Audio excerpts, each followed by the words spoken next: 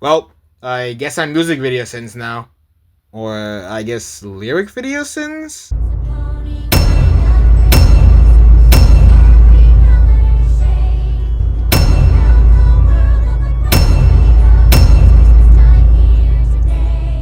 Alright, multitude of disclaimers here, so let's just remove the timer and scene counter for the time being. I don't want to be adding time to the video that doesn't need to be there. Here's a skip time in case you just don't care. So, first of all, I just want to make it clear that since these are songs, and there's not much to objectively sin anyway, this video will be opinionated as fuck. Just want to get that out of the way now, so y'all can get ready to attack me for my opinions being incredibly unbased. Who the fuck is Pop Fly, and why is this song so ass? Second of all, there are two different versions of this album, one in 2015 and another in 2016. But for the record, this video will be sticking to the 2015 version. Reason being, if I branched into the 2016 version, I would be seeing clips from season 6, which as of me scripting this video, I have yet to watch. Maybe I can send out Heartwarming's Tale, which includes the 2016 exclusive songs next Christmas, assuming that I watched that episode by then. Only time will tell. Third of all, due to these, again, being songs, a lot of these videos don't have actual music videos. Fortunately, the first two do, but none of the others do. And I didn't want to use PMVs because A, I would be required to ask the person who made the PMV to include it in this video, which I not only don't want to do, but that's just unreliable because they'd either say no, which is fine by the way, or they could be inactive, not uploading to YouTube anymore, and B, I would unconsciously end up sending an unofficial PMV instead of the song, which isn't the intent of this video. So as a result, I caved in and just used lyrics videos to the remaining songs. This is probably the best option, as the other options would be just staring at a black screen for eternity, staring at some cringe equalizer effect, or staring at a still image for eternity. Neither of which sound very interesting. I think using lyrics videos was honestly just my best pick. At least you have something to look at the whole time. Maybe I'll even include a small gif of said pony as the song is playing. I don't know, future editing me can figure that one out. Maybe this internal conundrum is due to me wanting to send an album out of everything, but in my defense, A, I didn't want to send any of the remaining MLP Christmas themed episodes, at least not now. B, I didn't want to do recent of any prior episode I've done before. C, the other ideas I have are being pushed to the side due to a specific order I want things to go in. And D, y'all kind of implied you really wanted this video according to the poll I did. So instead, I'll pin this on you. This is your fault. You made me do this. Fuck you. So yeah, I think that's all the yapping I have for this long disclaimer bit. Thanks for listening if you did, and happy holidays, and please enjoy the video. The album covers weirdly can't decide if they want Todd to have wings or not. Was this an error or some deliberate decision? If it's the latter, then that makes no sense at all. Also, I would have mentioned it in the first song, but since it's the name of the entire album, I think it's appropriate to mention it now. This is something that's puzzled me for literal years. Why does this album refer to the holiday as Christmas instead of Heartwarming? Sure, okay, I can get behind Daniel Ingram stating that the album isn't canon to the MLB universe. I really can, but that doesn't exactly explain it. And by the way, saying that the character's celebration of Christmas was depicted in other material, including the Sparklewood story Christmas at Camelot, doesn't make much sense either, because it doesn't explain there why it's titled Christmas at Camelot instead of Heartwarming at Camelot. It would have been very easy to just explain that ponies celebrate Heartwarming, and it's the exact same thing as Christmas, and if the supposed excuse is, oh, it's because of the magazine with a target audience of little girls. MLP is a TV show for a target audience of little girls. The show never mentioned Heartwarming's resemblance to Christmas, but you can see that there's clearly a lot of similarities between the two, and thus you can infer that Heartwarming and Christmas are one and the same. I really don't understand why the same couldn't have been done with magazines, something else you can also see. Whatever, point is, calling the holiday Christmas instead of Heartwarming struck me as very odd, even despite this album not being canon. And even then, the fact that this album isn't meant to be interpreted as canon almost feels like an excuse so that people don't question this oddity. Tough luck, must be said that I exist and my purpose in life is to question things even when they don't matter at all. Actually, my purpose is to question things especially when they don't matter. Alright, so I know I just mentioned I want to focus on sending the songs instead of PMVs. However, this PMV is official. So in other words, I claim I get a pass here. I don't care if it's just reused footage from other episodes, just let me have this one, please. I just finished going on a super long yapping session about them calling it Christmas. Don't make me start again. It's a pony kind of Christmas in every color shade. Alright, let me get some credit where it's due. This song, whilst not being my top favorite, is definitely high up there. Paired with the fact that, maybe it's because I hear it on a lot of MLP speed paints, but out of every song from this album, this one probably gives me the most nostalgia, so it's an absolute fucking blast to listen to. That was probably the fastest exchange the world's ever seen. That's definitely gotta hurt a little. This pony's lacking a shadow. I don't see an excuse here either since the pony right next to him has one. And outside gentle snow is falling. Not pictured? Gentle snow.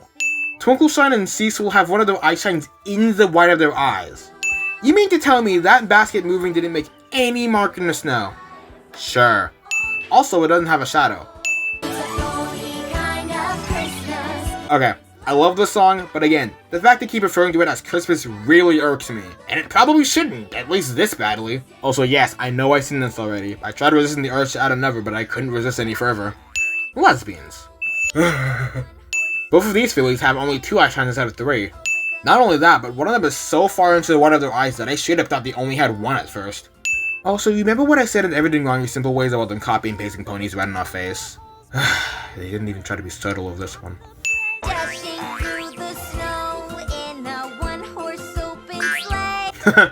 Dashing through the snow. Not rainbow dashing though? So I guess we're dashing in grayscale? That's no fun. Also, via some research I did, and by research I mean just looking it up at Microsoft Edge. Why did they name it that? Apparently, a one-horse open sleigh is designed for 2 people. Or, I guess, ponies in this instance. All I'm saying is, Rainbow's gonna have to be very selective choosing who she's allowing on her sleigh. Must be difficult choosing between 6 of your friends. 5. Sorry, I forgot Spike doesn't exist anymore. Totally related clip here. This definitely isn't Twitter's Spike's birthday party from Secret of My Exes, which is by the way one of the worst episodes written for the show for a multitude of... Shit, sorry, I'm protecting you again. Every day that passes is a party we can go. Every day? Every day's a party we can throw? Piggy, are you sure you're not Limphao? Every day I'm shuffling. Ha! Ah, shot!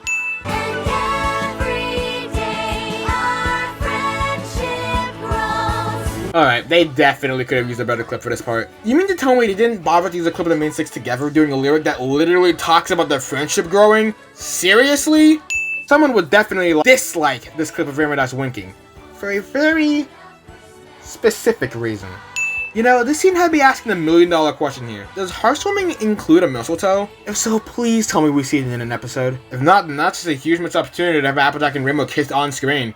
Well, if they won't do it, someone definitely has to. And that someone is me. I've already given this song a nostalgia stain removal, so I'll make this one quick. This is a really good song. It definitely brings a good first impression to the album. 1, 2. Rainbow Dash is singing, yet we're instantly hit with Fluttershy. Boo, I want my money back for this false advertising.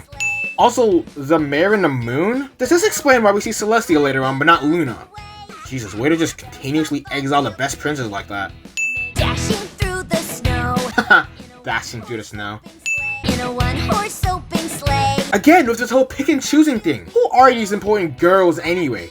What important significance do these friends have that makes you want to take them so badly? See what I did there? Laughing all the way. You say, as you plan to almost call them later on? Rainbow Dash see anyone? Oh, what fun it is to ride in a one-horse open sleigh. Ride in a one-horse open sleigh? I get it, this is just the lyrics of the song, but in this instance, it's implied Rainbow's the one who's flying the sleigh. She's not in it. So, we got some miracle shenanigans going on here or what? Not so sure what's up as ponies run and hide. What the hell are ponies hiding for? Unless Rainbow's going at lightning fast speed through Ponyville for some reason. No pony knows she's on her way to commit mass murder yet.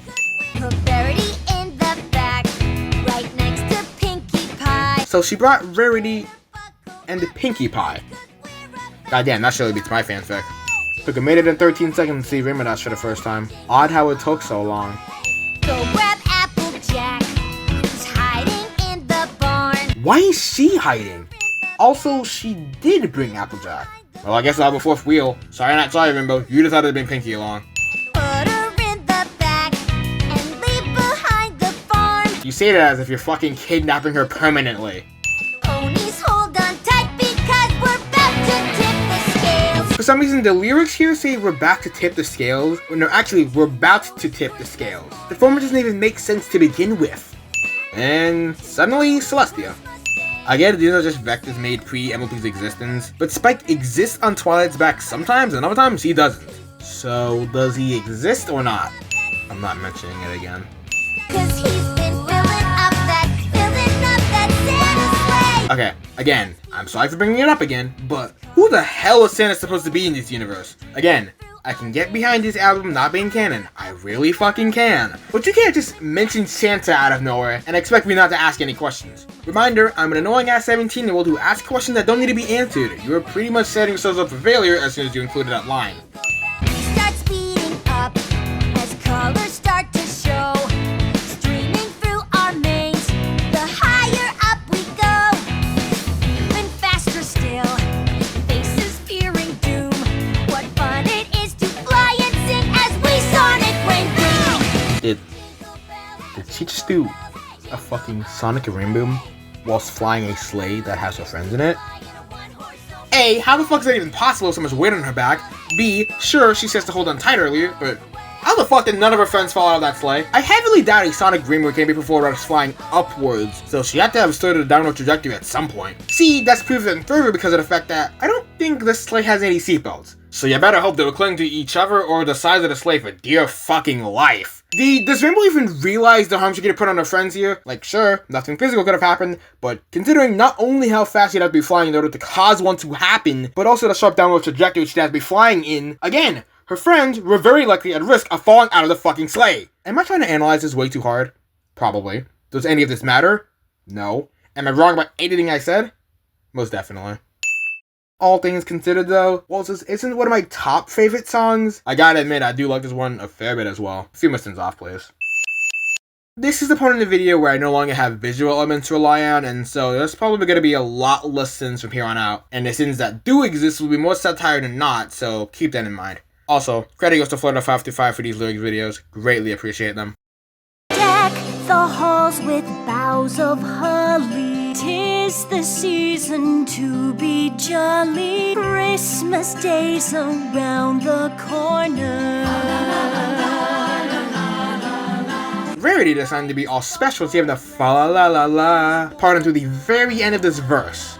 No one likes to be edged like that. Bring the tree in front and center. Rarity, are you trying to make fun of trees that aren't front and center? Shining stars, each dancing candle. Silly Rarity, candles don't dance. Wrap our gifts in colored paper. You'll still get to know whose gift is whose now, right? I'm not sure it'd be a great event if some opponent got the entirely wrong gift. Tie with bows and store for later.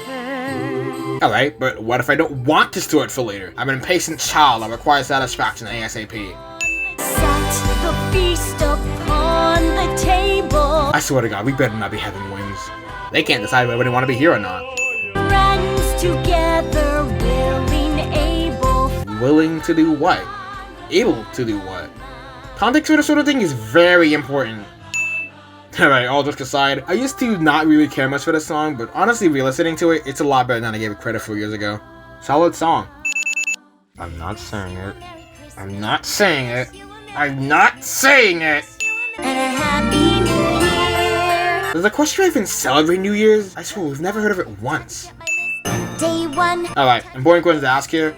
When is this day one? I initially hoped that she learned something from Best Gift Ever and decided to prepare like 2 weeks in advance or something, but then I had to lock in and realize this album came out in 2015 and 2016 respectively. Best Gift Ever wasn't released until October 2018. So in other words, Twilight hasn't yet been taught that she's just playing the shit out ahead of time, and this was released in the middle of when she was still trying to get everything done to the last minute. Well, she'll learn eventually. I think. So, every pony sing. Nah, I'm not much of a singing person. I got my pony Sona for that one. Have to bake, decorate. Whoa there, Twilight. Baking? Hey, you'll learn this a bit later, Twilight, but make sure to flare your eyes in there while you do it. Trust me, it'll come very in handy. Hoofy. Oh no. The lyric is "oh no," yet for some reason I keep hearing her say "for" instead of "oh." I've got Pinkie Pie's party date. Date, you say? Twilight confirmed? Where every pony sings. Man, she is oddly insistent on us singing. I'll still pass. Take it away, Chroma.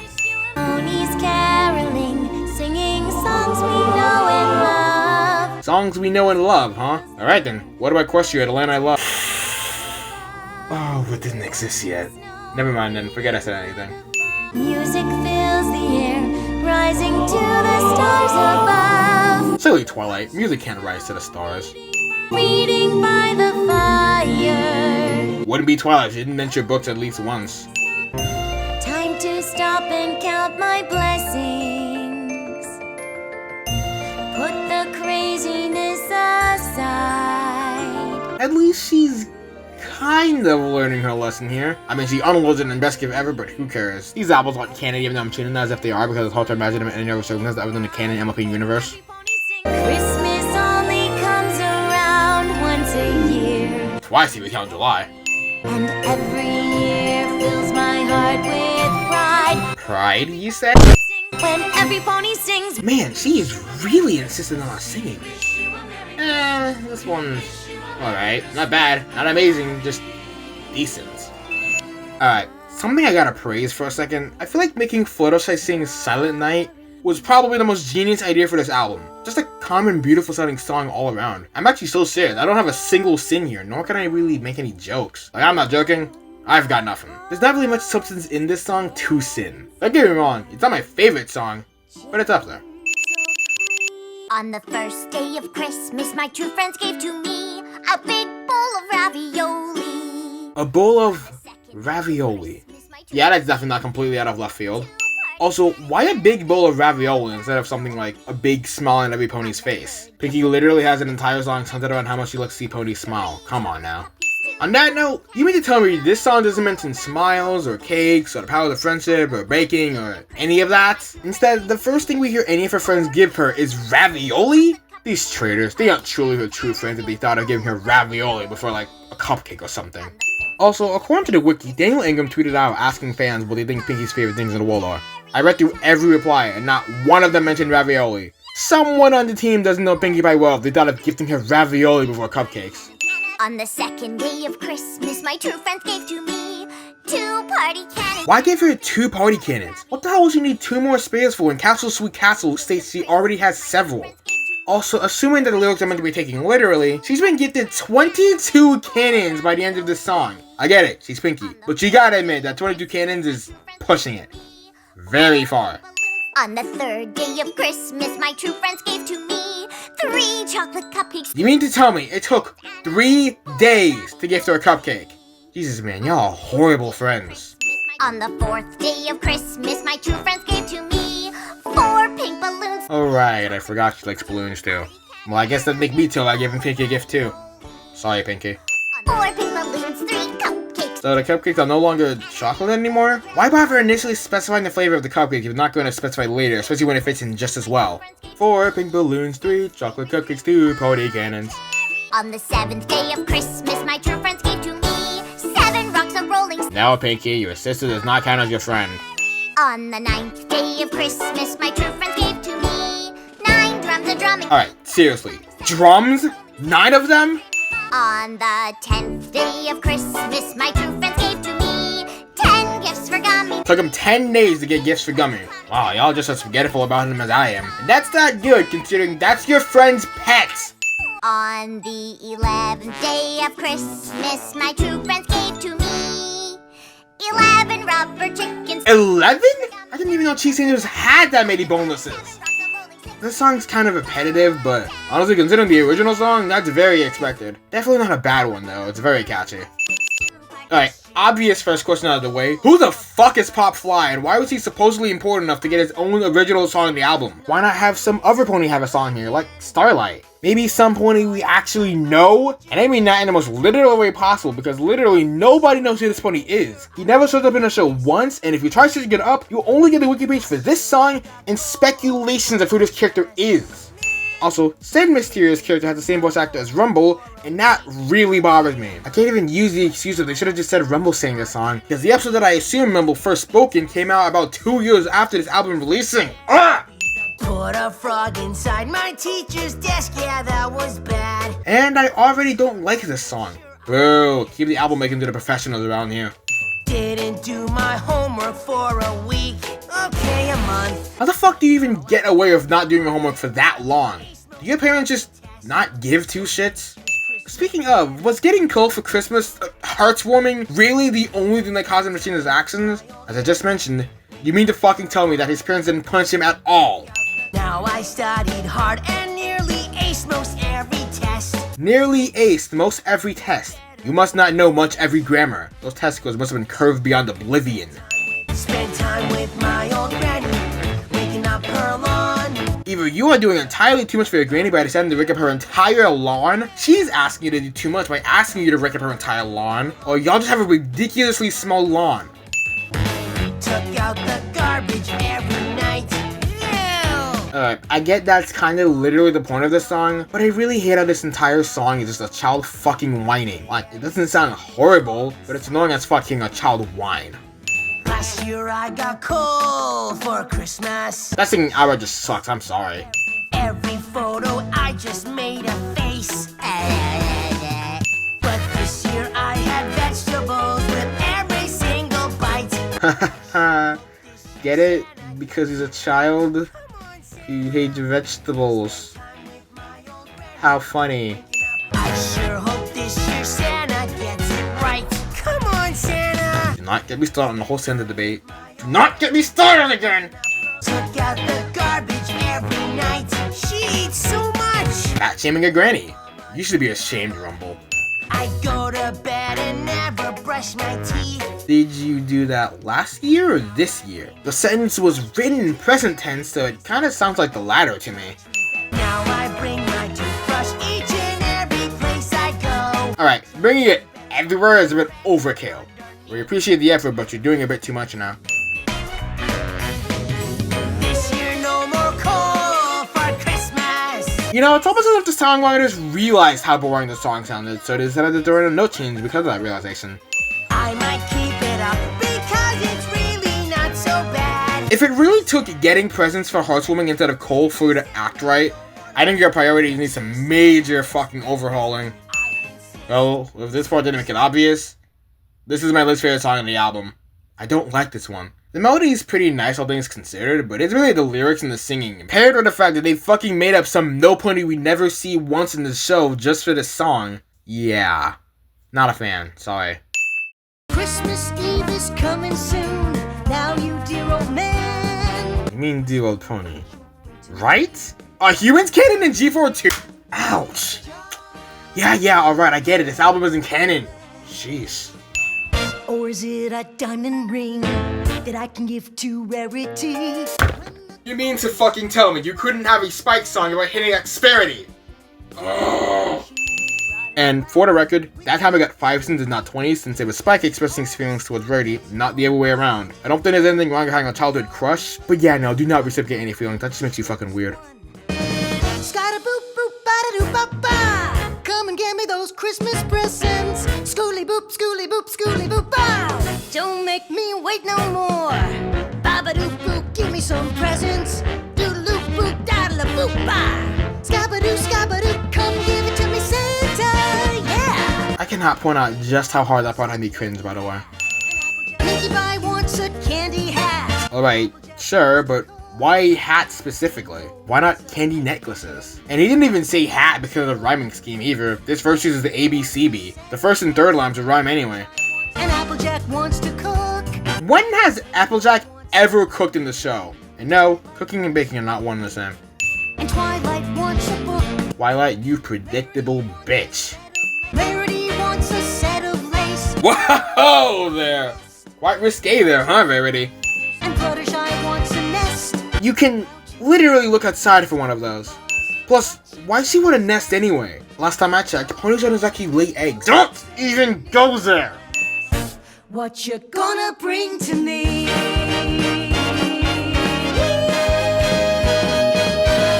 Scally-doo, scally-doo, scally-doo, wow. Yeah! Had to ruin it at the last line. Alright, all set aside, this song's actually kind of grown on me throughout the years. Yeah, seriously, I used to not like the song that much around 2021, but I actually think it's pretty good nowadays. Then again, 2021 me also thought the main attraction was just okay, so maybe my 2021 stuff isn't the most reliable when it comes to opinions. Jokes aside though, this is actually a really nice song. I gotta admit, even its moments I found cringe had a bit of charm to them. So you know what? Here's a fear off. You earned it, Spike. So take your cup and raise it high. Apple Bloom, you mean your cup of apple juice, right? What? Oh, never mind. Sonic, non-alcoholic. We're good. Phew, close call. But in all reality, that junction is really all I have. This is, without a doubt, my favorite song in this whole album. Something I love, especially with this one, is just how hard it hits me. Like, think about it for a second. Sure, we may not have known the circumstances when this album came out, and wouldn't know for another almost 2 years after the fact. But the fact that we now know that Applejack's parents aren't with her anymore makes this song hit way harder than it otherwise would have. It especially makes lines like "when family cannot be here" and "we sing a song to honor them" pop out, and it gives the song a super emotional feel. Like, in all seriousness, I nearly cried listening to the song again. That's how you know something's definitely getting to me. I don't usually cry when watching this, even if it's a sad moment. An absolute fucking masterpiece of a song. Why does this song have a version in a card game? Like, come on. Seriously? I would have loved to hear Lyra and Octavia sing. Also, apparently, according to Ingram, who was writing this song, this is meant to serve sort of as a real brony anthem. Okay, not gonna lie, that's fucking adorable, as much as I hate the word brony nowadays. Loyalty binds us and makes us strong. Honesty shows that we belong. Notice how they mention both loyalty and honesty before anything else. Winter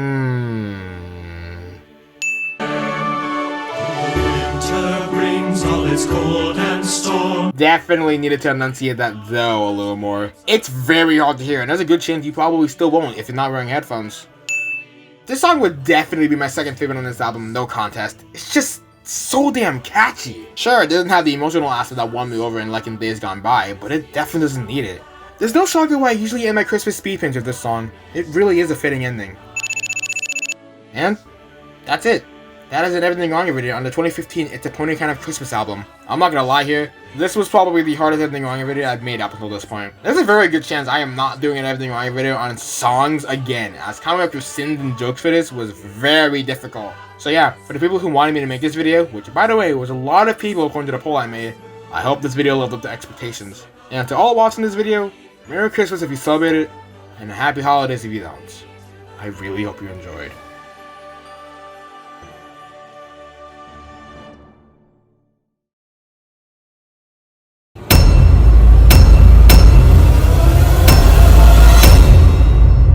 Wish you a Merry Christmas and a happy day full of ravioli. I win! Right, everybody? Say what?